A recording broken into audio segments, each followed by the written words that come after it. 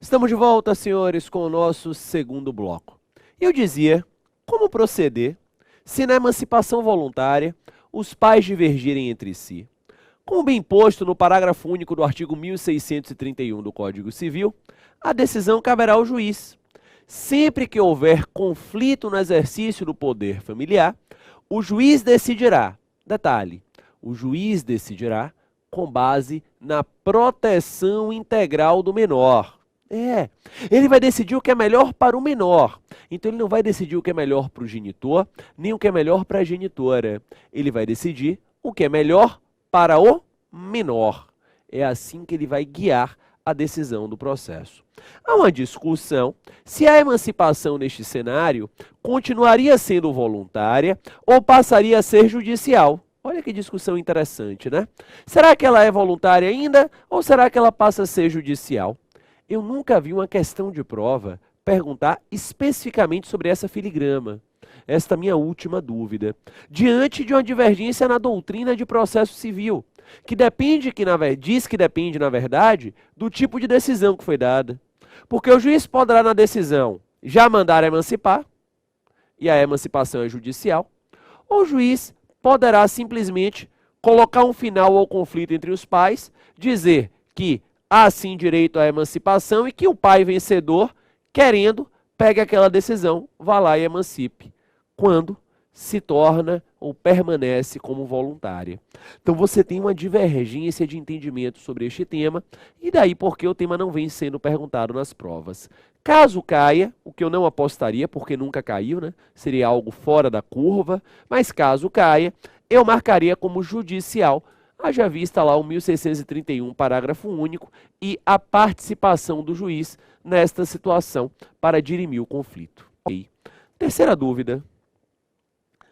Emancipação voluntária é ato irrevogável, mas os pais podem ser responsabilizados pelos danos causados pelo emancipado?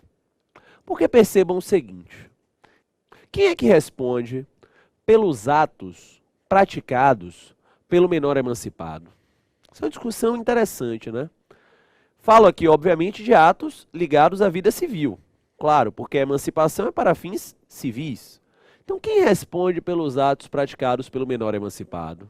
A priori, responderá o próprio emancipado. Porque uma vez emancipado, ele poderá praticar os atos da vida civil sozinho. E caso venha gerar danos na prática destes atos da vida civil, ele, emancipado, responderá. Ele responderá. Beleza. Até aí tudo bem.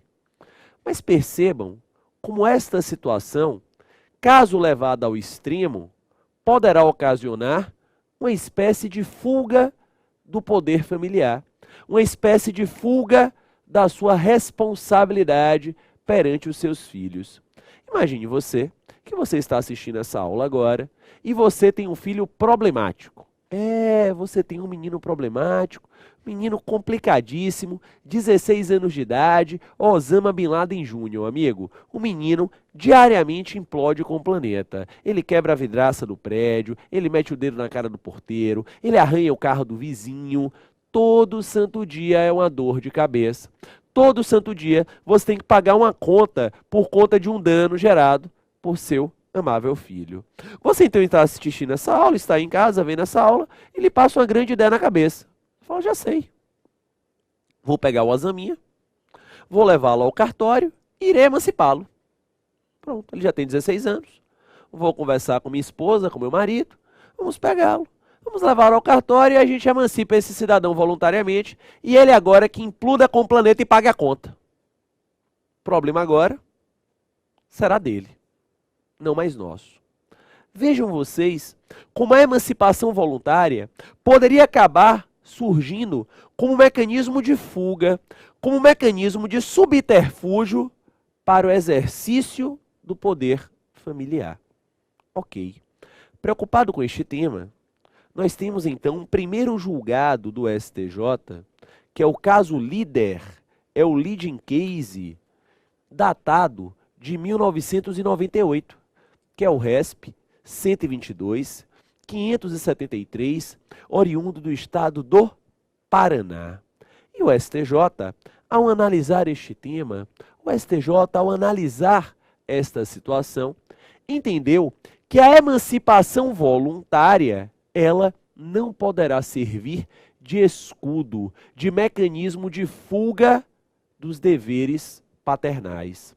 E bateu o martelo o STJ. A emancipação voluntária não será capaz de afastar a responsabilidade civil dos pais. Então, a emancipação voluntária não será capaz de afastar, eu dizia, a responsabilidade civil dos pais. Disse o STJ. Claro, senão era muito fácil. Você tem um filho problemático, bateu 16 anos, você o quê? Emancipa. Mas vem cá, como é que ficará nesta situação, neste contexto, a responsabilidade civil dos pais? Como é que ficará nessa situação, neste contexto, a responsabilidade civil dos pais? Responderiam os pais pelos danos ocasionados por este menor emancipado voluntariamente, de forma solidária, de forma subsidiária? Como ficará, eu dizia, a responsabilidade civil dos pais neste cenário, nesta situação? A doutrina, complementando o julgado do STJ, no enunciado 41 do Conselho da Justiça Federal, afirma que a responsabilidade nesta situação será voluntária. Voluntária não, gente, perdão, solidária. Será solidária. Solidária, agora sim, na emancipação voluntária. Então vamos lá, para fechar o raciocínio. A emancipação voluntária, segundo o STJ, não é capaz de afastar a responsabilidade civil dos pais pelos atos praticados pelo menor emancipado. Neste contexto, os pais responderão solidariamente com o menor emancipado pelos eventuais danos ocasionados. Acompanharam aí, senhores? Vencemos então a primeira modalidade emancipatória, que foi justamente a nossa emancipação voluntária. Olha aí na tela. Avanço para a segunda modalidade, que é a emancipação judicial, igualmente tratada pelo artigo 5º, parágrafo único do Código Civil, inciso 1, segunda parte. Está aí no seu material de apoio, tá? E o que é esta emancipação judicial? A emancipação judicial é aquela que decorre de decisão do juiz. Então, emancipação judicial, eu dizia, decorrerá de decisão do juiz. E quando é que eu exijo a decisão do juiz para que haja esta emancipação? A emancipação judicial será aquela promovida pelo tutor em relação ao tutelado. Tutor em relação ao tutelado que tem ao menos 16 anos completos. Então, se o tutor for emancipar o tutelado que tem ao menos, eu dizia, 16 anos completos, neste caso, nesta situação, será necessário um processo com uma decisão judicial. Então, será necessário um processo, eu dizia, com uma decisão judicial, ouvido o Ministério Público. Você pode parar em casa e pensar assim, Luciano, por que, se os pais forem emancipar o filho menor com ao menos 16 anos completos, basta levarem o menino lá no cartório e realizarem por escritura pública, independentemente de homologação judicial? E se o tutor quiser emancipar o tutelado com pelo menos 16 anos completos também, deverá fazê-lo através de processo. Por que que eu tenho esta diferenciação? A explicação é simples. A tutela não é a paternidade. A tutela não é a paternidade. Percebam, quando é que você tem um tutor? O tutor é nomeado quando aquele menor perdeu os pais ou os pais foram destituídos do poder familiar. Os pais do menino morreram, ou foram declarados incapazes, ou estão ausentes, e aquele menor que estava sozinho, desamparado, que necessita de alguém para guiá-lo na sua formação, teve nomeado um tutor para acompanhá-lo. Este tutor não é o seu pai.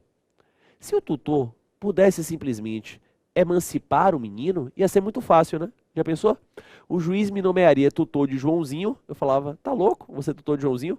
Cheio de coisa para fazer? Vai, Joãozinho, emancipa meu filho. Então aqui, a lei cria um controle mais forte. Diz, se a hipótese é de tutela, o tutor está a exercitar uma espécie de um munus público. E se ele está a exercitar uma espécie de munus público, para que ele emancipe o menor, ele dependerá de decisão judicial. Aí o juiz, na decisão judicial, vai efetivamente verificar se aquela emancipação é o melhor para o tutelado. Ok? Terceira hipótese de emancipação, além da voluntária, além da judicial, é a legal. É a legal. Emancipação legal. E a emancipação legal se dará em algumas casuísticas previstas no Código Civil, nas quais o legislador entende ser incompatível a menoridade. Algumas casuísticas, algumas situações previstas no Código Civil, eu dizia, em relação às quais o legislador entende ser incompatível a menoridade, a incapacidade. Não dá para você estar em uma daquelas situações e ainda ser incapaz. E estas situações estão aonde? Artigo 5º, parágrafo único, inciso 2 e seguintes do Código Civil. Artigo 5º, parágrafo único, inciso 2 e seguintes do Código Civil. Vamos a estas situações. Primeira situação, casamento. Casamento. Amigo, se o cidadão se casar, ele emancipa. Não dá para o cidadão casado ser incapaz. Você concorda comigo? Já pensou? Me casei, mas continuo incapaz. Não tem lógica. Recorda você, não é tema direto nosso aqui, que o casamento no Brasil, artigo 1517 ao 1520, ele poderá acontecer em regra a partir dos 16 anos de idade.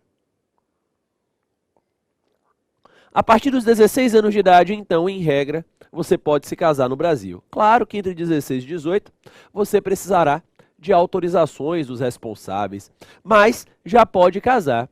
Me casei aos 16, me casei aos 17 anos, emancipei. Emancipei. O casamento emancipa, mas aí vem a minha dúvida de prova.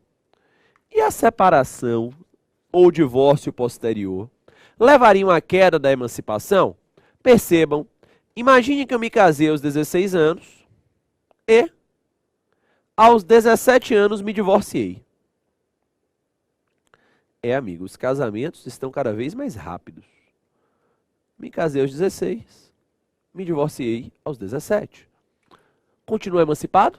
Continuo. Pois a emancipação é um ato irrevogável e irretratável. Persisto emancipado. Segunda hipótese de emancipação legal, entrando em sua tela. Olha lá, segunda hipótese aí na tela. Exercício de emprego público efetivo.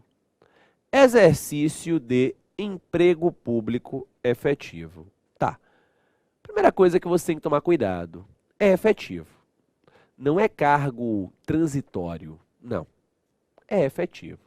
Tem que ter tomado posse. O exercício tem que ser efetivo.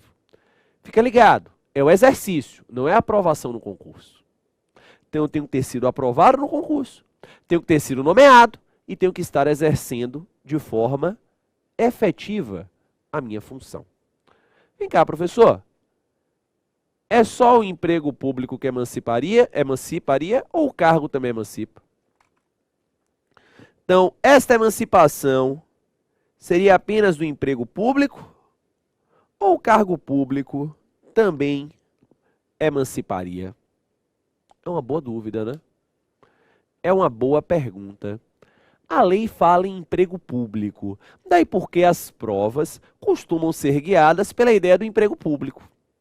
Então, as provas costumam caminhar aí sob a roupagem, sob a ideia, eu dizia, do emprego público. Mas a doutrina majoritária, tranquila, defende a tese também de que o cargo público emanciparia, ok? Fato que, senhores, nos dias de hoje, essa segunda hipótese aqui, prevista na lei, pinta em prova, ela tem uma incidência prática inexistente. Porque hoje os concursos públicos, os seus editais, costumam exigir a idade mínima de 18 anos. Então, tem como, né? O cidadão teria que ser aprovado no concurso com menos de 18, que já seria, em certa medida hoje, impossível diante dos editais exigirem a idade mínima para prestar o concurso aos 18. Mas vá lá, ele foi aprovado com menos de 18, ele teria que tomar posse com menos de 18 e iniciar o exercício efetivo com menos de 18. Seria realmente um caso, né, fora dos padrões. Então, muito raro, a incidência prática ela é diminuta, inexiste, mas pinta em prova. Terceira hipótese de emancipação legal, vem comigo na tela, colação de grau em ensino superior. Gente, é colação de grau, não é aprovação no vestibular. É colação de grau. E o ensino é superior, não é ensino médio. Às vezes vem lá na prova assim, colação de grau em ensino médio. Falso. Às vezes vem lá na prova, aprovação no vestibular. Falso. É colação de grau em ensino superior. Ensino superior. Ok? Então, se fosse mera aprovação no vestibular, várias pessoas se emancipariam, né? Porque hoje no Brasil é muito usual o cidadão ser aprovado, não é nem com menos de 18. Né? As notícias na mídia são várias, não é verdade? Não é aprovação no vestibular, é colação de grau. O cidadão teria que se graduar no ensino superior com menos de 18 anos de idade. O que eu digo é muito raro. Já aconteceu? Já.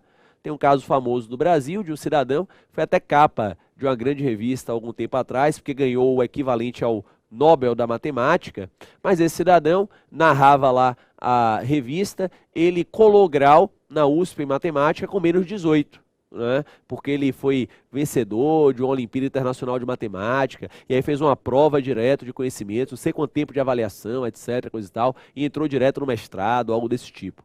Enfim, este cidadão é, mais uma vez, um ponto fora da curva, né? Não é o caso. A regra geral é que as pessoas colhem grau com bem mais de 18 anos. Então, é muito raro você verificar também esta hipótese na prática, mas está na lei, emancipe e pinta em prova. Última hipótese, estabelecimento civil ou comercial ou existência de relação de emprego, desde que, em função deles, o menor com 16 anos completos tenha economia própria. Tá aí.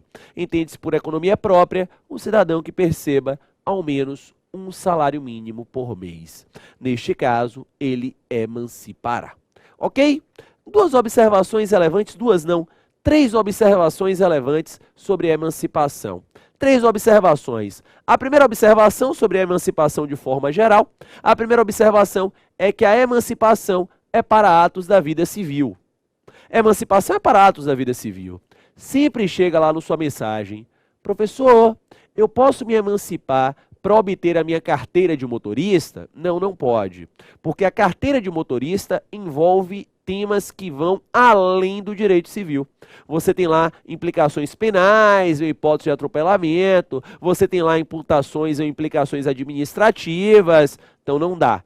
A emancipação é para atos da vida civil. Você poderá abrir uma conta bancária sozinho, você poderá se matricular no seu colégio ou na faculdade sozinho, e assim por diante. Ok? Segunda dúvida. A emancipação precisa de registro? Será? Vem comigo na tela. O artigo 9º do Código Civil trabalha com esta questão. O artigo 9º do Código Civil trabalha com este tema, trabalha com esta questão. E o artigo 9º nos diz que se a emancipação for voluntária e se a emancipação for judicial, voluntária ou judicial, ela deverá ser levada ao registro da pessoa natural. Então, a emancipação voluntária e a emancipação judicial devem ser levados ao registro da pessoa natural. Tá bom. E se a emancipação for legal? Se a emancipação for legal, não precisa. Não precisa, porque na emancipação legal, você já tem os respectivos atos comprovadores. Por exemplo, no casamento você vai ter a certidão de casamento, claro. No exercício de emprego público efetivo você vai ter a nomeação. Na colação de grau você tem o diploma. Na relação de emprego você tem a carteira de trabalho e assim por diante. Então, só preciso levar a registro a voluntária e a judicial. Terceira observação, emancipação judicial e emancipação legal. Emancipação judicial e emancipação legal extinguem a responsabilidade civil dos pais. Emancipação judicial e emancipação legal extinguem a responsabilidade civil dos pais. Porque aqui você tem uma emancipação como fruto de decisão do juiz ou como fruto de opção legislativa. Então você terá a extinção, eu dizia, você terá a extinção da responsabilidade civil dos pais. Aquela observação que eu fiz há tempos atrás, da permanência de uma responsabilidade civil solidária, ela apenas tem lugar, ela apenas tem aplicação na emancipação voluntária. Ok? Seguindo aí, gente. Seguindo aí, avanço no tópico para a extinção da personalidade da pessoa física ou natural. E lhe pergunto, como é que se dá a extinção da personalidade da pessoa física ou natural?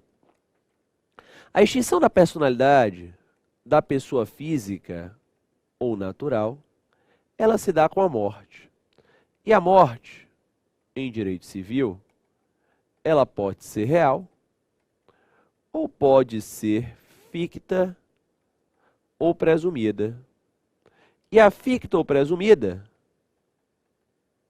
pode ser sem procedimento ou declaração de ausência, ou com procedimento ou declaração de ausência. Então, a morte pode ser real, ou ficta ou presumida, e a ficta ou presumida pode ser sem procedimento ou declaração de ausência, ou com procedimento ou declaração de ausência. Eu vou começar trabalhando aqui com a nossa morte real. A morte real é aquela na qual existe um corpo, existe um cadáver. Como há um corpo, como há um cadáver, basta que o profissional da medicina vá até lá e ateste ao óbito. Tranquilo. Inclusive hoje no Brasil, Lei 9434 de 97, inclusive hoje no Brasil, o critério de morte real é a morte encefálica. O critério de morte real é a morte encefálica. É a morte encefálica porque muitas vezes o corpo ele é mantido em funcionamento para que os órgãos sejam levados a transplante. Tá aí. Mas, em outros casos, não há um corpo, não há um cadáver. Há um desaparecimento, como um desastre aéreo, em que não são encontrados os corpos. E aí? O que fazer? Nessa situação em que não há corpo, não há cadáver, não há como o profissional da medicina atestar ao óbito. Afinal de contas, ele atesta o óbito em cima do corpo, dando a causa mortis. Mas perceba, alguém tem que atestar ao óbito, porque há créditos, há débitos, há transferências proprietárias. As coisas precisam continuar.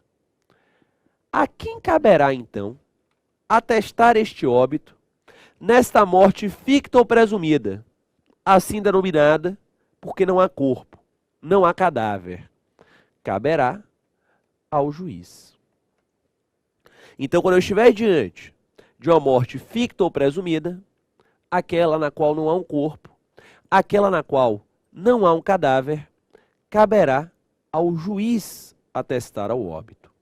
E este juiz, por vezes, fará isso sem a necessidade de procedimento ou declaração de ausência, e em outras situações, com a necessidade de procedimento ou declaração de ausência. Então, por vezes, sem a necessidade de lançar mão de um procedimento ou declaração de ausência, em outras situações, com a necessidade de lançar mão de um procedimento ou declaração de ausência. Gente, você identificar em uma prova, em um caso concreto, se a morte é real ou ficta, não é difícil, é fácil. Basta, na leitura da questão, ou na percepção do caso concreto, você verificar se há ou não há um corpo, se há ou não há um cadáver. Porque se houver um cadáver, amigo, você já sabe que é real. Se a questão narrar um desaparecimento e disser que o corpo não foi encontrado, você já sabe que é ficta ou presumida. Até aí tudo bem. Mas aí eu aprofundo a pergunta, vem comigo na tela. Uma vez, diante do diagnóstico que a morte é ficta ou presumida, como saber se ela é sem ou se ela é com procedimento de ausência? Essa é a grande dúvida. E aqui também a resposta não é complexa. A resposta não é complicada. Isto porque o Código Civil, lá no artigo 7º, traz apenas duas situações, só duas hipóteses em que o juiz poderá abrir mão do procedimento de ausência. Só duas hipóteses em que o juiz pode abrir mão da declaração ou do procedimento de ausência. São elas, vem comigo na tela, se for extremamente provável a morte de quem estava em perigo de vida, se alguém desaparecido em campanha ou feito prisioneiro não foi encontrado até 2 anos após o término da guerra. Tá aí. São as únicas duas hipóteses nas quais o juiz poderá abrir mão do procedimento de ausência. Diante de uma destas duas hipóteses, o juiz, primeiro, aguardará o encerramento das buscas e averiguações. Então, primeiro, ele vai aguardar o encerramento das buscas e averiguações. E findadas as buscas, findadas as averiguações, através de sentença, ele vai fixar a provável data de falecimento. Então, mediante sentença, tem que ter processo, ele vai fixar a provável data de falecimento. É o que a doutrina vem chamando de um procedimento de justificativa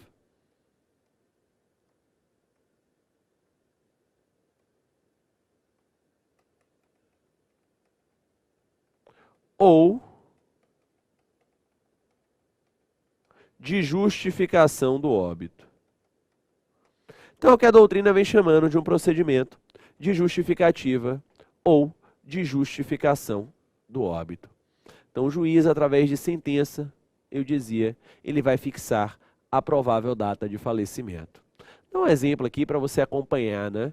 Vocês lembram daquele terrível acidente que aconteceu com a TAM Linhas Aéreas em Congonhas? Não sei se vocês se recordam, uma aeronave da TAM foi pousar, estava chovendo, a pista estava molhada, e a aeronave passou direto e bateu em um galpão, tragicamente da própria TAM, matando, vitimando pessoas que estavam na aeronave, bem como pessoas que estavam no galpão. Um acidente em Congonhas, enfim, terrível, sem precedentes. Naquela situação, vários corpos não foram encontrados. Vários corpos não foram encontrados, foram carbonizados, né, enfim. E aí? O que fazer? Você está diante de uma morte ficta ou presumida. Não há corpo. Se não há corpo, não é real. É ficta ou presumida. Ok.